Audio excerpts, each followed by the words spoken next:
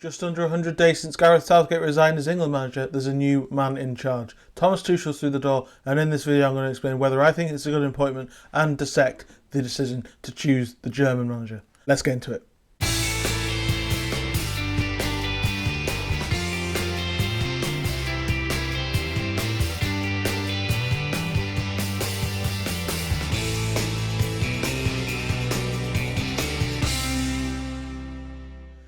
Hello, good morning and welcome back to another YouTube video on the channel, non-Newcastle United related. I did say there was going to be more football discussion on this channel and I'm really excited to sort of delve into something else, and in this video we're going to look at why Thomas Tuchel has been chosen as the England manager to replace Gareth Southgate. It's confirmed this morning, Wednesday morning, but it was pretty much announced yesterday on Tuesday. Obviously the big thing to start with is the third non-English manager following Sven-Göran Eriksson and Fabio Capello. Whether that's the right thing, lots of debate about whether the England manager should be English. Principally, I think I'll just get my opinion out of the way. I think absolutely in an ideal world it should be an English manager, but the key thing is getting the right man for the job, and for all intents and purposes, as we know on this channel speaking about Eddie Howe, England didn't really get any encouragement by the sounds of it to approach Howe and have any serious discussions, at which point it would have given him a decision to make.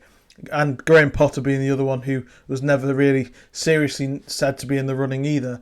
Once you're not looking at either of those two, it's Steven Gerrard, Frank Lampard, Gary O'Neill, and then elder statesmen like Sam Allardyce coming back. Obviously that wouldn't happen, but you're running out of options. And I think the principle being that if you can't get the two best Englishmen for the job, then you shouldn't just give it to an Englishman for the sake of it. And I would argue that that's what happened in 2016. They gave it to Sam Allardyce because he was the best English candidate available. But the best English candidate available shouldn't be the man who gets the job if there's a better candidate elsewhere. I will caveat this with a few things saying in a minute, but at the moment, the reality is that, you know, as much as the England DNA situation and as much as the idea of building an English football way, if you like, the FA promoting from within with Southgate, tried to do the same thing with Lee Carsley. I will touch on Lee Carsley in just a minute as well. But it feels like there isn't that sort of depth of coaching at the top level. Lots of great English coaches. I mean, Anthony Barry's going to join Thomas Tuchel as England assistant alongside him after working with him at Chelsea, and obviously he's worked with Portugal and Belgium in international football as well. You've got Bayern Munich obviously having worked with Tuchel as well. And then you look elsewhere, you know, like Graham Jones came in, he's obviously at Newcastle, came in to help at the Euros in 2021. Plenty of quality English coaches out there, but English managers who've proven themselves at the top level are still few and far between. I think once you aren't looking at the top two, as I say, Howe and Potter, once those two didn't really come forward and make themselves known, it kind of feels a little bit like, what do we do? Where do we go now? And the direction that I would have suggested turning to would have been abroad at that stage. As I say, in an ideal world, it would be an Englishman, and it is a bit of a shame that they've built this England DNA and they've built this way of working, and it really worked with Southgate. That togetherness, that understanding and play styles through the academies and the youth systems and developing players, and the professional nature of that has really helped England come along, and it's gotten to the edge of glory, if you like. They've got to two finals and a semi-final and a quarter-final in the last few tournaments. They are there or thereabouts, and it's a shame that there isn't somebody to progress them onto the next level and get them ready to take them forward. And I think that's the key thing, is that if there isn't that person, then you look for somebody who can do that. And obviously the appointment of Tuchel, who's got such a record in knockout football, who's got such a record of winning trophies, it makes sense that they've gone for him. And there's a lot of pressure, and obviously it's telling that his contract runs until after the World Cup. This is a thing where he needs to show that he's the man to finally take them that last step. Gareth Southgate got to a certain point and get them quite over the edge. Tuchel's a man who's got a record of doing that, and particularly in knockout games, and the way that he manages certain games and tactical flexibility. I think his style of play is high pressing and high energy, but strong defensively, and there's a real balance to the way he plays, and also a tactical flexibility. He has a plan A, a plan B, and a plan C, and I think that's really the difference between him and Southgate.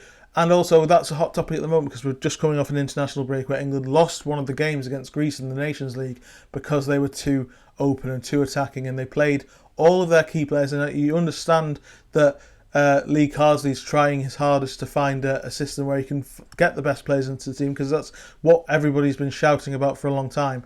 But in that, he lost the structure at the back, and England was so open against Greece. And I mean, I think Greece had the ball in the net 5 times in that night. 3 of them obviously didn't count, but it was a really, really poor performance, and one that everybody just decided, I think, that Carsley wasn't the right man there and then, which is probably a little bit harsh, because coming into the last international break, when he won 2 games and he dealt with such a media frenzy around the national anthem thing, he felt like he was a natural progression to what he was showing, that he was a bit of a natural progression to Southgate. And the debate was about the Spain manager, De La Fuente. No one's heard of him. It's about the structure, it's about the players, it's about getting the best out of them. That was the narrative around Lee Carsley. And then suddenly he loses this game and he's discarded. I think that's a little bit harsh, but it's the nature of the beast to a degree. And obviously the media frenzy about the national anthem. Lots of media frenzy now about that Thomas Tuchel, when he speaks to the media this afternoon, will have to deal with about the fact that he isn't English. He's going to have to face those questions in the same way that Sven-Göran Eriksson did and Fabio Capello did. But he's spoken about a connection with English football, and I think he's widely spoken about that while he was at Bayern Munich as well, about having a love for English football and being love to come back and manage in this country again. It's kind of similar to when Sven-Göran Eriksson came in as a manager who'd won in Europe and done really well in Europe, and he was inheriting such a strong squad. The pressure was there, and it was 6 years of intensity for Sven, and there was a lot of negativity and pressure at the time that subsided only when he passed away, and it was sort of talked about in a nostalgic way. But that was a really difficult time to be involved in England, and you heard that the players and people around the team at the time spoke about how difficult it was. The club rivalries took precedence, and people didn't want to play for England. That's what Gareth Southgate's brought together, and that's now not so much of an issue. So hopefully, in that case, Thomas Tuchel can build on that and continue that harmony and add some more tactical flexibility, because I think that's where England have lacked. It's easy to see, as I say, with this appointment, what the FA have recognised. It's that they have everything in place, they just need to win a trophy. That's why they've gone and got somebody who they deem to be a specialist. And in terms of tactical things, and in terms of reacting in knockout games in high pressure situations, there aren't many better in the world. If you look at what he did with PSG, getting them to the final of the Champions League in 2020, obviously the 2021 with Chelsea coming in 6 months later, guiding them to the Champions League winners medal with that win over Man City. Obviously, we know that Pep Guardiola picked a strange team that day, but you can only beat what's in front of you, and the tactical flexibility of his Chelsea side that day really showed why I think he will be a success. But it ultimately comes down for him to winning a trophy. And I think, obviously, I'm not saying that he necessarily has to win the World Cup to get an extra contract, but he will have to win the World Cup or the Euros, I think, to be deemed a success. There's nothing else will be acceptable, because that's rightly or wrong. I mean, England have won 1 trophy in their history. They're not a Brazil. They're not an Italy. They're not a Germany. They're not a team that is used to winning multiple trophies. This is a nation that's never really got over that ability to shoot themselves in the foot with pressure, and the media is going to come into that. And obviously, this is another thing why I think Tuchel is a really good appointment. The scrutiny and the difficulty, the way he managed the Chelsea situation towards the end of that first full season of his, when Roman Abramovich got sanctioned and Chelsea's ownership was all over the place because of the Russian war. The way he dealt with that was so fantastic, and that shows that he has the sort of the personality and the diplomacy to deal with a lot of this sort of difficulty that the England manager will undoubtedly have to do. So that's what Gareth Southgate's strength was, as I say, and Tuchel is a man who can bring that on. So in that sense, I think it's a really good appointment, in that he has basically shown an ability to continue with that sort of political element of managing and coaching and dealing with the media, but adding that tactical flexibility, adding that ability to react in games and win big games, and showing a quality. And as I say, when you consider the fact that the options, the reality, when people are talking about an Englishman, there isn't a great amount of quality. Yes, I think Eddie Howe would have been a great appointment had he left Newcastle. I think Graham Potter would have been a fantastic appointment, because I think he's a very, very good coach. But they didn't want the job, and after that, you're looking at somebody taking a risk on somebody, whether it was Lee Carsley, who people decided, as I say, that they really didn't want, or Gary O'Neill, Frank Lampard, Steven Gerrard, who just don't have the credentials and don't have the identity as a coach, and it doesn't really feel like the right appointment. So I think from that point of view, the English situation sort of has answered itself. I think the options just aren't there.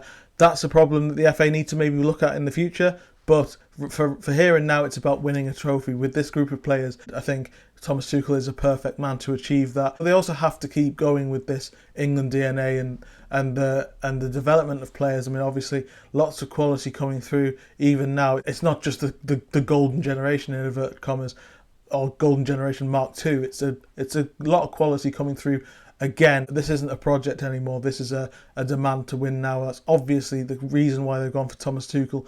And ultimately, I think you've got to commend them for that. Because if they'd gone for an Englishman for the sake of going for an Englishman, which would have been the case because, as I say, the two standout candidates were never really in the running, then it would have been a wasted opportunity. I don't think anybody who is available and around is really the answer, because that's what the problem was with 2016 when they went for Sam Allardyce. I think that they said to themselves it needed to be an Englishman and looked at the options, and there weren't that many ideal ones. Allardyce was never the right man. He didn't really believe in the style of play that England were going for.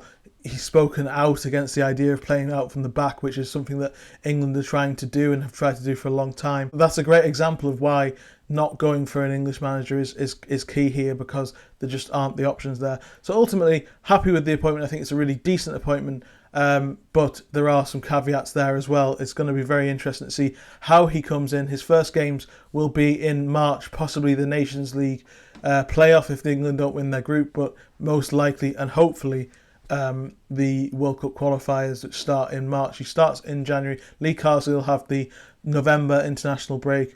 I think it's good that he goes back to work with the under-21s. I don't think he's quite ready, and lots of people are saying that it's the same situation that Gareth Southgate was in, but the pressure is completely different. Southgate came in with almost a free hit when you look back at it. The fact that England team had nowhere near the amount of quality it has in it. The fact that Southgate had actually played a key role in helping the current England players come through, so he knew a lot of those players in a way that Lee Carsley does. But as I say, the pressure and the expectation was nowhere near, and it grew around what Southgate did. If Lee Carsley had taken the job, he'd have been coming in with the explicit desire to win a trophy, and I just don't think he's ready for that. Tuchel definitely is. He's proven that, and I think ultimately it is a good appointment. Yes, English manager would have been ideal. I think international football should be, if in an ideal world, about the best that your country puts together. But at the same time, if they had gone for an Englishman with the options available, it really would have been shooting themselves in the foot and a missed opportunity, because there just isn't the quality out there to get this team over the line. Tuchel definitely has that, and I think it will be a good appointment.